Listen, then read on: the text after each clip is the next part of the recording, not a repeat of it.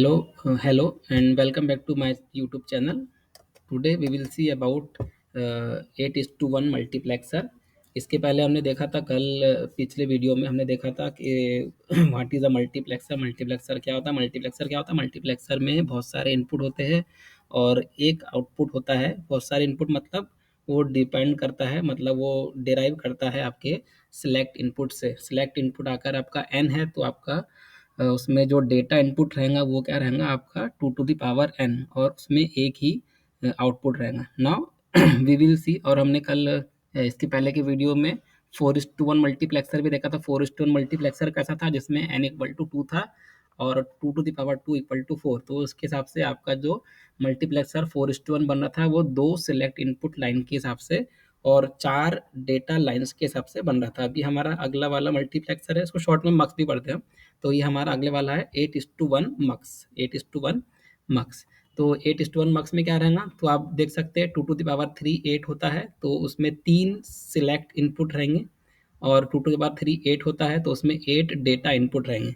ठीक है, आपको सिंबल साफ साफ दिख रहा है। हमने यहाँ पे एक रेक्टेंगल बनाया जिसमें चार डेटा इनपुट लगाए हमने, D0 D1 D2 D3 D4 D5 D6 और D7। अगर आपको उसको टोटल करेंगे तो आपको मिलेगा टोटल 8। ठीक है, और तीन सिलेक्ट इनपुट है ABC।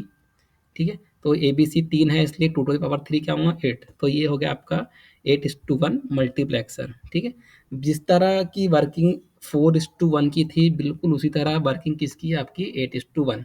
मतलब यहाँ पे कैसा रहेगा? ABC = 0 0 0 रहेगा। मतलब जो आउटपुट सिलेक्ट इनपुट सिलेक्ट होगा आउटपुट के लिए वो क्या रहेगा? Y = D0। उसी तरह से 0 0 1 के लिए मतलब A = 0 B = 0 C = 1 के लिए Y क्या रहेगा? D1 रहेगा। उसी तरह से 0 1 0 के लिए Y = D2 रहेगा एंड सो ऑन। और उसी तरह ABC = 1 1 1 के लिए Y क्या रहेगा? D7। तो यहाँ पर आप देख सकते हैं, यहाँ पर जो हमने बाइनरी वैल्यूज की नंबरिंग की है वो हमने इंक्रीजिंग सीक्वेंस में 0 0 0 0 0 1 0 1 0 0 1 1 एंड सो ऑन 1 1, इस तरह से हमने बढ़ती सीक्वेंस में की। इसको अगर मैं डेसिमल में कन्वर्ट करूंगा तो मुझे क्या मिलेगा? ये 0 मिलेगा, ये 1 मिलेगा, 2 मिलेगा, 3 4 5 6 7। तो उसी तरह से मैंने वो उसके नाम आ गए D0 D1 D2 D3 D4 D5 D6 और D7। तो ये डेसिमल नंबर के हिसाब से इसके नाम आ गए। ठीक है, तो जिस तरह से हम 4:1 मल्टीप्लेक्सर का सर्किट इम्प्लीमेंट कर सकते हैं बिल्कुल उसी तरह हम 8:1 का भी सर्किट इम्प्लीमेंट कर सकते हैं। ठीक है, तो उसमें क्या रहेगा? जैसे कि 4:1 जो मल्टीप्लेक्सर था उसमें तीन इनपुट वाले हमने चार एंड गेट लगाए थे। ठीक है, जिसमें से दो इनपुट आपके सिलेक्ट के थे और तीसरे वाला इनपुट आपका एक डेटा का था। बिल्कुल सेम लॉजिक आप 8:1 मल्टीप्लेक्सर पे भी लगा सकते हैं। तो 8:1 मल्टीप्लेक्सर में आपके चार इनपुट रहेंगे, जिसमें आपके तीन जो इनपुट रहेंगे वो सिलेक्ट इनपुट के हिसाब से रहेंगे, जो या तो नॉर्मल रहेंगे या तो कॉम्प्लीमेंट फॉर्म में। और तीसरा जो इनपुट रहेगा वो आपका डेटा इनपुट रहेगा। अगर पहले वाला एंड गेट है तो उसमें D0, दूसरे वाले एंड गेट के लिए D1, तीसरे के लिए D2 एंड सो ऑन, आठवें के लिए D7। उसी तरह से जब ABC की वैल्यू जो 0 0 रहेंगी वो नॉट गेट के थ्रू कनेक्टेड रहेंगी। और जब ABC की वैल्यू 1 में से किसी की जिसकी वैल्यू 1 रहेंगी वो नॉर्मल डायरेक्टली कनेक्टेड रहेगा। ठीक है, 1 रहेंगी तो डायरेक्टली कनेक्टेड रहेगा, 0 रहेंगी तो नॉट गेट के थ्रू। आप देख सकते हैं ABC की जब पहली वैल्यू 0 है तो देखो ये तीनों भी यहाँ पर नॉट गेट के थ्रू कनेक्टेड है। उस तरह से जब 0 0 1 मतलब A की वैल्यू 0, B की वैल्यू 0 और C की वैल्यू 1 है, तो जो C की वैल्यू 1 है तो वो डायरेक्टली कनेक्टेड है। A और B नॉट गेट के थ्रू कनेक्टेड हो तो वो D1 के साथ वाले एंड गेट के साथ है। उसी तरह से आपका जो D2 है वो किस तरह कनेक्टेड है? 0 1 0 मतलब A0 मतलब नॉट गेट के थ्रू, B1 है मतलब वो डायरेक्टली कनेक्टेड है, C की वैल्यू 0 है तो नॉट गेट के थ्रू। और ये आपका चौथा इनपुट क्या है? आपका D2। उसी तरह से D7 जो तीनों भी 1 1 1 मतलब तीनों भी डायरेक्टली कनेक्टेड है, A भी डायरेक्टली, B भी डायरेक्टली और C भी डायरेक्टली। और यहाँ पर आपका चौथा इनपुट है D7। बिल्कुल सेम लॉजिक हम यहाँ पर लगा सकते हैं, मतलब 0 0 0 के लिए D0 किस तरह हो रहा है बिल्कुल उसी तरह से वो और ये रहा आपका 8 इनपुट वाला और गेट। ठीक है, आप अपने पेन से कैसे भी बना सकते हैं, मुझे सर्किट मैंने बनाया अपने हिसाब से। तो और गेट मेन चीज़ क्या है? यहाँ पर और गेट रहेगा और यहाँ पर आउटपुट से कनेक्टेड रहेगा वो। ठीक है, तो ये रहा आपका लॉजिकल सर्किट, इसको हम लॉजिकल सर्किट बोलेंगे। ठीक है, और ये जो है वो क्योंकि ये लॉजिक का मतलब इसमें ना कोई गेट्स दिख रहा है ना कुछ दिख रहा है, तो ये आपको ये लॉजिकल सर्किट नहीं, इसको हम बोलेंगे सिंबल। ये 8:1 मक्स का सिंबल है और ये 8:1 मल्टीप्लेक्सर का ये लॉजिकल सर्किट है। ठीक है, तो यहाँ पर हम कुछ न्यूमेरिकल भी कर सकते हैं, मतलब कुछ प्रैक्टिस ठीक है, तो यहाँ पर एक क्वेश्चन दिया हुआ है, ऑब्टेन द फॉलोइंग फंक्शन, मतलब ये टेबल जो है क्वेश्चन में दिया हुआ है, using three input XOR gate, XNOR gate, NOR gate और मल्टीप्लेक्सर। तो हमको ये चार तरीके से ये ट्रुथ टेबल को इम्प्लीमेंट करना है।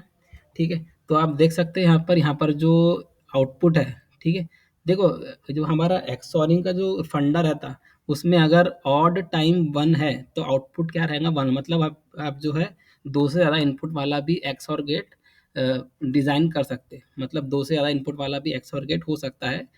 ठीक है, तो उसमें क्या रहेगा, जैसे कि अगर उसमें odd time input, odd time one है तो आउटपुट रहेगा वन, और इवन टाइम वन है तो आउटपुट रहेगा जीरो। ठीक है, ऑड टाइम वन के लिए आउटपुट वन, और इवन टाइम वन के लिए आउटपुट जीरो। तो अब यहाँ पर देख सकते हैं जीरो जीरो जीरो के लिए जीरो है, यहाँ पर देखो ऑड टाइम वन है तो आउटपुट आ गया वन, यहाँ पर भी ऑड टाइम वन है तो यहाँ पर भी आउटपुट आया वन, और इवन टाइम वन है तो आउटपुट आया जीरो, ऑड टाइम वन है तो आउटपुट आया वन, इवन टाइम वन है तो आउटपुट आया जीरो, और इवन के लिए जीरो, ऑड के लिए वन। तो ये जो टेबल बना हुआ है वो थ्री इनपुट वाले एक्सऑर गेट का है। ठीक है, इसको आप, क्योंकि इसने क्वेश्चन में खुद ही बोल दिया है कि तीन इनपुट वाला एक्सऑर गेट आप यूज़ करो। ठीक है, तो हमको तीन इनपुट वाला ही एक्सऑर गेट यूज़ करना पड़ेगा। तो ये रहा वो तीन इनपुट वाला एक्सऑर गेट और इसका आउटपुट। तो पहले का सॉल्यूशन बहुत ही सिंपल है, तीन इनपुट वाला और गेट लेंगे, तीनों में उसके तीन इनपुट पे हम ए बी सी लगा देंगे और आउटपुट जो वो रहेगा वाई।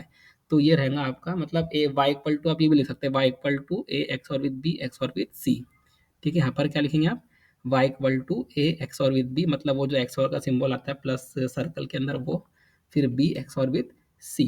तो ये हो गया पहले वाला सॉल्यूशन। दूसरा सॉल्यूशन आप देखेंगे तो एक्स और जो होता है, एक्स नॉर जो होता है, दूसरे वाला क्या एक्स नॉर, तो एक्स नॉर क्या होता है, उसके आउटपुट में अगर मैं नॉट गेट लगा दूंगा तो मुझे क्या मिल जाएगा, एक्स और मिल जाएगा, या एक्स और के आउटपुट में नॉट गेट लगा दूंगा तो मुझे क्या मिल जाएगा, एक्स नॉर मिल जाएगा। लेकिन क्वेश्चन में जो दिया हुआ है वो एक्स और का है, तो मैं क्या करूँगा, एक्स नॉर लूँगा, उसके आगे नॉट गेट लगा दूँगा। तो ये मेरा अगेन वही रहेगा, वाई इक्वल टू एक्स और with B XOR with C x और विद सी। तो मैं एक्स नॉर तीन इनपुट वाला एक्स नॉर ले लूँगा, उसके आउटपुट में नॉट गेट लगा दूँगा और मुझे मिल जाएगा अगेन एक्स और, क्योंकि ये क्वेश्चन एक्स और के लिए ही है तो मुझे एक्स और ही रियलाइज़ करना है।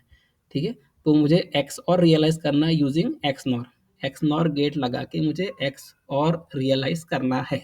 ठीक है, एक्स नॉर गेट लगा के एक्स और रियलाइज़ करना, तो मुझे एक्स नॉर गेट लगाना पड़ेगा और इसकी जो फंक्शनैलिटी है वो एक्स नॉर के जैसे, मतलब इसके आउटपुट में मैं एक नॉट गेट लगा दूँगा। ठीक है, तीसरा बोला है उसने नॉर गेट के थ्रू, ये तो आपको पता ही है। तो जिन-जिन जगह पे आउटपुट ज़ीरो है वो लगा देंगे हम और गेट के पहले वाला जो रहेगा उसके तीन इनपुट पे। ठीक है, क्योंकि तीन इनपुट वाला एक्सओर गेट है तो ये 0, 0 है 0, मतलब ये डायरेक्टली इसको कनेक्ट करेंगे, और जहाँ पर जैसे कि इस जगह पे a equal to 0, b equal to 1, c equal to 1 है, तो जो 0 है वो डायरेक्टली कनेक्ट होगा, जैसे कि पहले वाले आप देख सकते हैं एबीसी डायरेक्टली कनेक्टेड है पहले वाले नॉर गेट पे। और ये जो आपका चौ क्या बोल सकते हैं, चौथे नंबर का जो है, ठीक है, ए जो है डायरेक्टली कनेक्टेड है, बी और सी कॉम्प्लीमेंट नॉट गेट के थ्रू। ठीक है, उसको लगा देंगे दूसरे वाले नॉट गेट। तो उसी तरह से यहाँ पर भी जीरो आ रहा है, तो ए कॉम्प्लीमेंट, ए जो रहेगा कॉम्प्लीमेंटेड फॉर्म में, बी डायरेक्टली, और सी जो है कॉम्प्लीमेंटेड फॉर्म में। ठीक है, और उसी तरह से यहाँ पर भी आपका आउटपुट जीरो आ रहा है, वन वन जीरो पे, मतलब a equal to one, b equal to one, c equal to zero पे।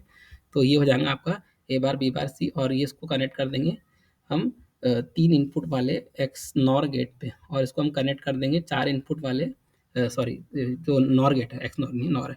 ठीक है, इसको हम कनेक्ट कर देंगे चार इनपुट वाले नॉर गेट पे।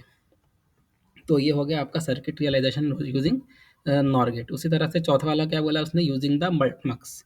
तो यहाँ पर कुछ भी स्पेसिफाई नहीं किया है कि आपको 2:1 मल्टीप्लेक्सर यूज़ करना है, 4:1 मल्टीप्लेक्सर यूज़ करना है, या 8:1 मल्टीप्लेक्सर यूज़ करना है, या 16:1 मल्टीप्लेक्सर यूज़ करना है। आप जो चाहे मल्टीप्लेक्सर आप यूज़ कर सकते हैं। तो इसमें सबसे सिंपल जो लग रहा है मुझे वो 8:1 मल्टीप्लेक्सर है, क्योंकि यहाँ पर जो सिलेक्ट इनपुट है वो 3 है। ठीक है, तो तीन इनपुट जो सिलेक्ट वाला है वो मैं यहाँ मतलब तीन सिलेक्ट इनपुट वाला कौन सा रहेगा, 8:1 मल्टीप्लेक्सर। तो आप देखो टेबल को ध्यान में रखो याले। ठीक है, टेबल में क्या है देखो, ए बी सी जब 0, 0, 0 है तो वाई इक्वल टू क्या रहेगा, डी जीरो रहेगा, और 0, 0, 1 पे वाई इक्वल टू क्या रहेगा, डी वन रहेगा।